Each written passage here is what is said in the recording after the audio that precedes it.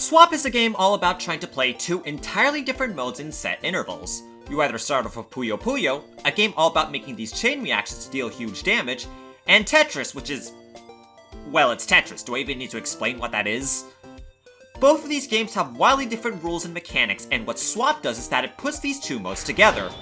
Wait, no, not like that, not like that! Because of how different these two games are, putting them in the mode that allows them to work together makes for some really interesting interactions. But which is the stronger mode of the two? I am Schoell, and some of you may know me as the Swap Guy. And today, I want to look at how does each mode uniquely affect a game of Swap, and perhaps definitively find out which is a stronger game mode in Swap, Puyo Puyo or Tetris. Now I asked you all both on Twitter and YouTube on which game mode you thought was the stronger one. First of all, thank you to all who responded and elaborated on their choice. But honestly, I was more impressed with a lot of your answers.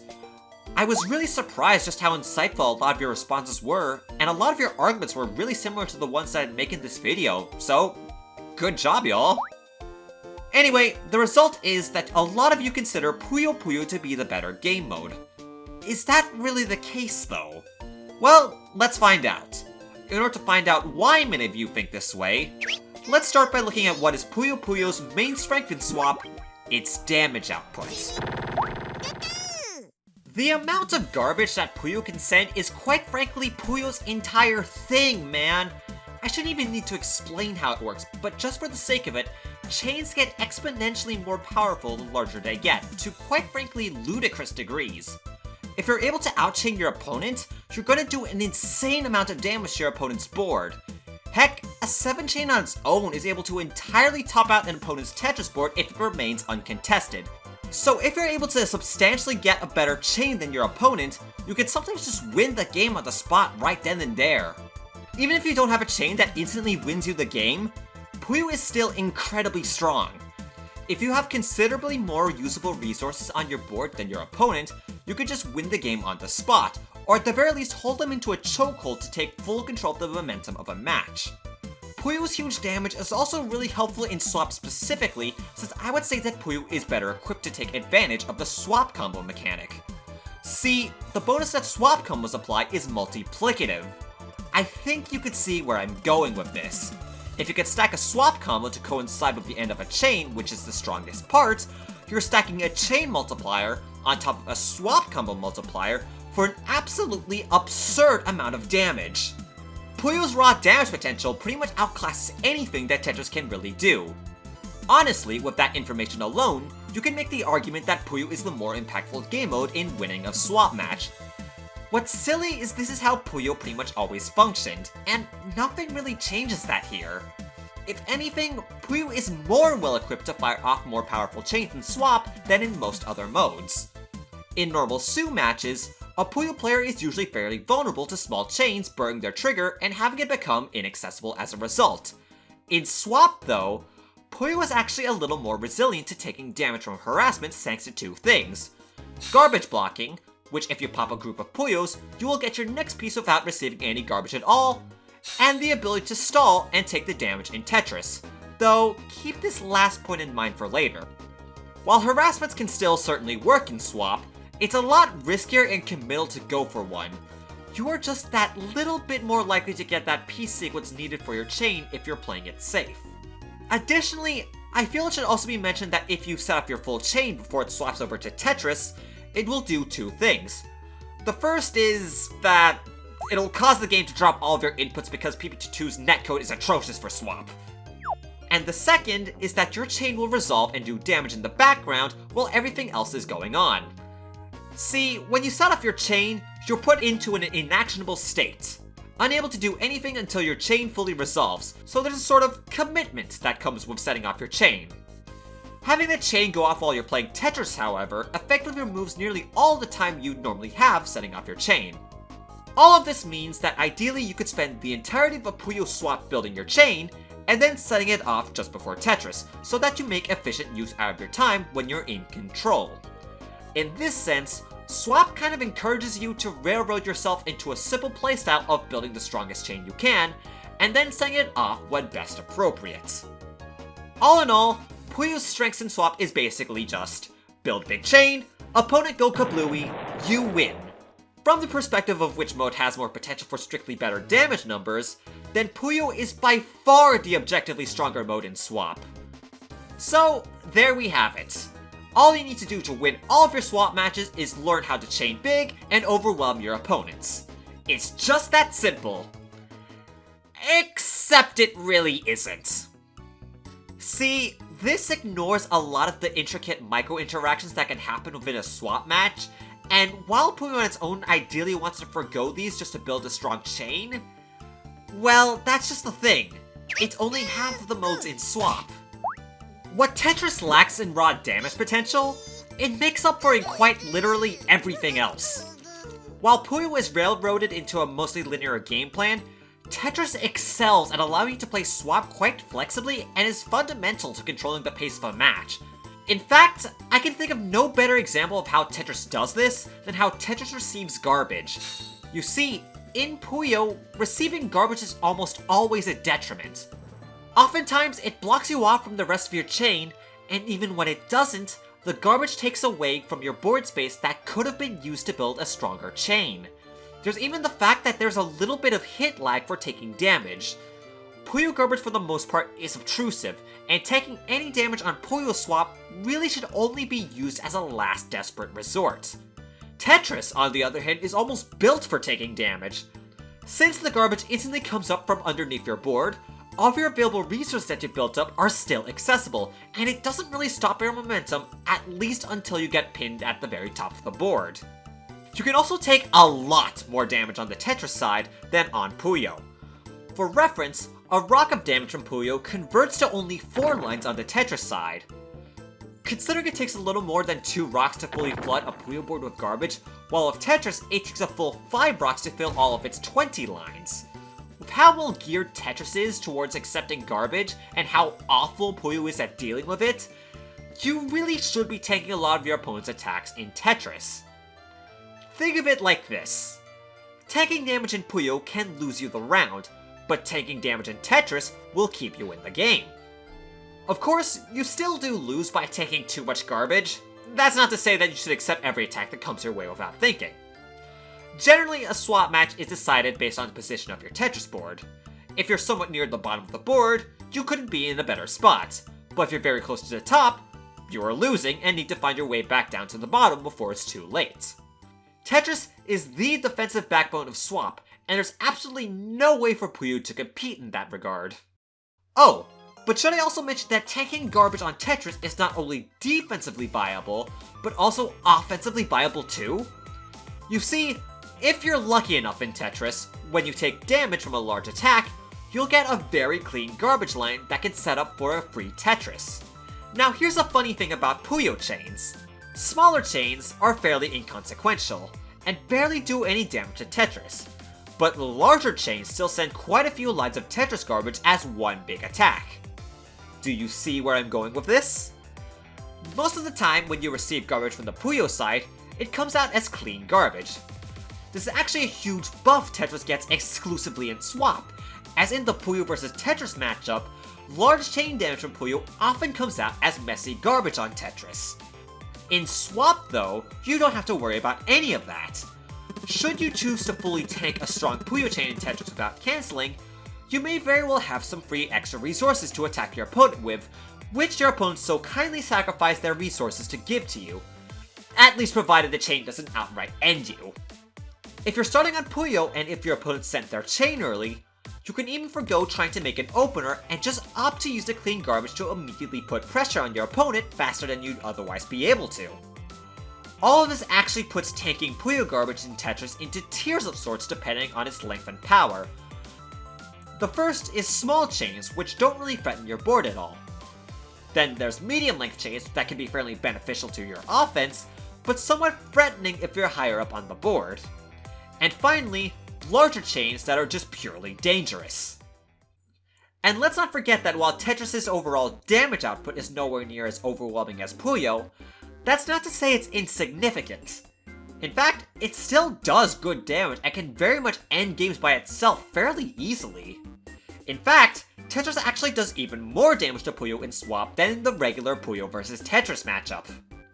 This makes Tetris probably a better, more reliable disruptor to Puyo when it comes to making harassments, especially when your opponent has no colors to pop and can't get to their chain.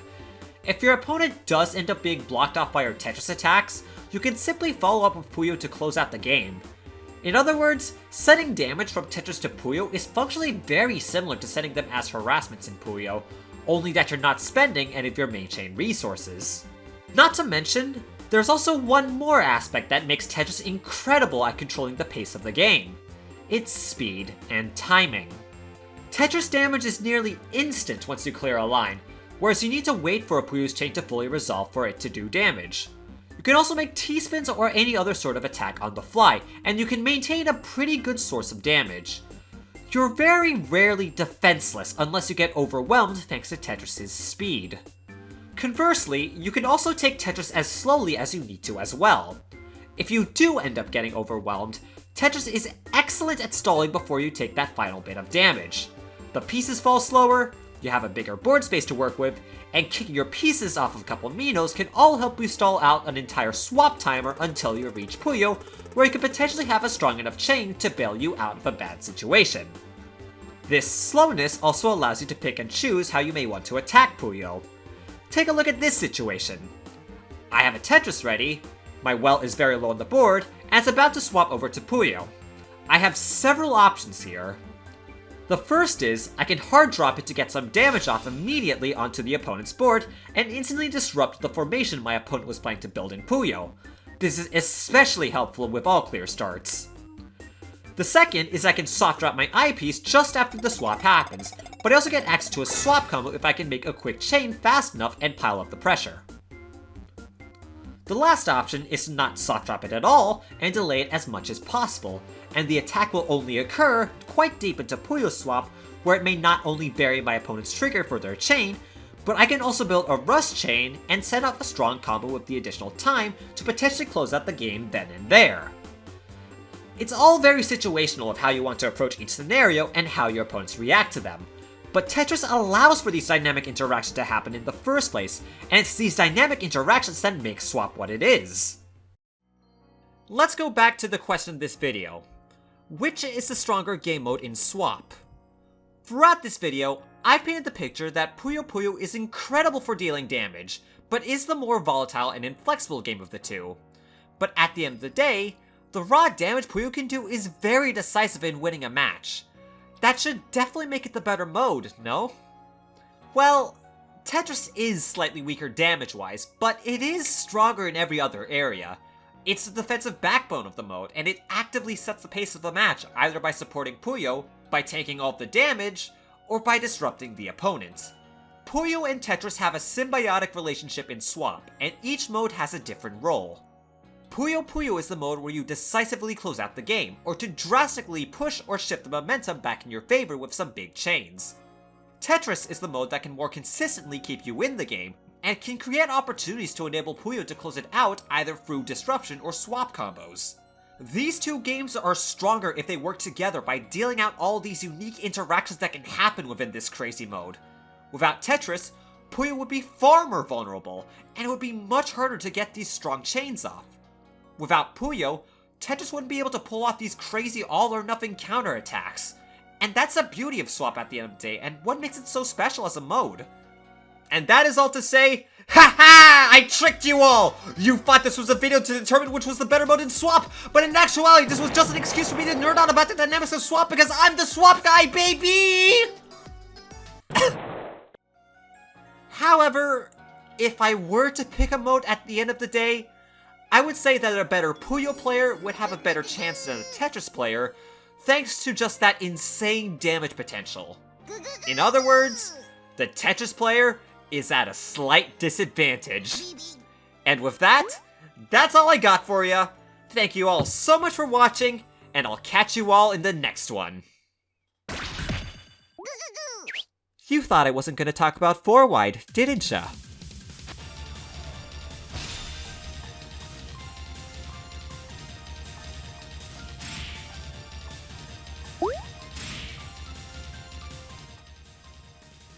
I despise 4-wide in Swap. It takes everything I love about the quick, on-the-fly decision-making of both Tetris and Swap and throws it all away in favor of just raw, overwhelming damage. As uninteresting as I do find 4-wide though, it is possibly the most effective strategy that you can do in Tetris, especially in this mode. See, in regular versus, center forward actually has some soft counterplay with the rise of triple-double PC openers like MS2. A T-spin triple followed by a T-spin double followed by a perfect clear is just enough damage to fully fill a Tetris board with garbage, and due to 4-wide's somewhat long setup time before it becomes effective, you can somewhat reliably get this sequence off fast enough to instantly top out a center forward user out, or at the very least cripple them enough to deal a quick finishing blow. In Swap, however, forward is actually buffed to the point where it can pretty much just ignore these weaknesses. The first is garbage blocking. You will never take damage as long as you're clearing lines, and what does forward and by extension combos allow you to do? It doesn't matter how high up you are on the board, as long as you have a combo well and can keep going, you are completely safe. Tetris damage is also staggered, which allows the center forward to absorb a lot of the damage all at once, all the while preventing any instant knockouts, allowing the forward user to start the combo whenever they want to. And let's not forget, combos do a stupid amount of damage with Puyo Puyo Tetris' wacky combo table. It is actually very comparable to a Puyo chain, only that the damage comes instantly for every line cleared. Combos are the most effective form of damage that you can get away with, and it's not even close. If you get overwhelmed by Tetris before the first Puyo swap, there's actually nothing you can do to come back, as the damage queued up will flood your board before you can even pop a single Puyo. At least if you take a fatal amount of damage from Puyo, you can either stall in Tetris, or you can get lucky and downstack a little to keep yourself in the game. With Puyo though, taking that damage is inevitable. Even if you do somehow manage to survive the initial onslaught, combos continue to work after a swap happens. Remember what I said about Tetris being a good disruptor? Well, a large enough combo can do even more damage than a Tetris, and put a Puyo board that takes that damage in an irreparable state if it accepts that extra damage. So yeah, if we're including combos and forward into the equation, then Tetris is the stronger mode in Swap, and it's not even close. It's such a shame too, because I find the way how Tetris interacts with the mode to be the more interesting and dynamic one of the two, at least in terms of decision making, and zeroing in on a 4-wide only playstyle just ignores all of that. If there's any solace to this, forward isn't 100% consistent thanks to some piece RNG preventing certain combo sequences, but this can also go the other way around with some lucky garbage RNG, which can make fighting it all the more frustrating. So there you have it. If you want to win at Swap, learn how to 4-wide. However, if you want to actually interact with the game's mechanics and all the intricacies the mode has, you know, having fun, then you can simply choose not to use it. I know what I'm picking, but that's just my subjective take on things. And with that, the video's over. For real this time. Thank you all so much for watching. I hope you learned a little bit more about this silly mode and liked this video just as much as I had fun making it. Honestly, I kinda wanna do a lot more analysis videos like this. I feel like we could use a lot more of these in the Western puzzle game community, and as a swap guy in a subject such as this, I thought I could give some pretty decent insight into the mode with something like this video. Hopefully I did a decent enough job with this. Thank you all to the people that voted in the polls I gave out, and also to those that chose to elaborate on their choices. And with that, I'll catch you on the next one, so see ya guys.